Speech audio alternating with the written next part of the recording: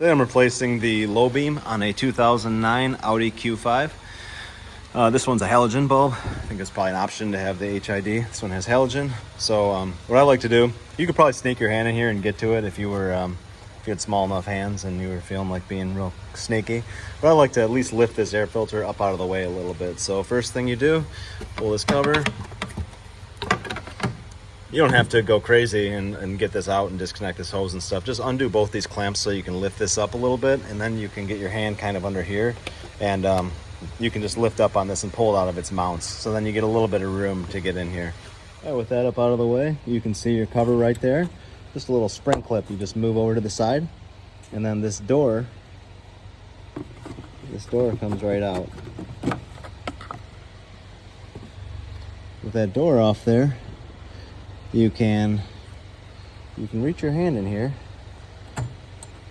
and just pull the bulb straight out. Pretty easy to do. Pretty common on these to have wiring damage. You can see on this housing, the harness inside, the wiring, the sheathing on the wires fall off. Just all the heat over time, and it's a good idea to either get in there and try to repair it or replace the housing, or if nothing else, at least put some tape or shrink wrap or something around them just to stop them from touching each other and blowing a fuse. So let me see if I can stick my camera in here and show you exactly how I did that. Not sure how this is going to turn out, but there's the housing that it pops into. It just pushes straight in. It doesn't clock.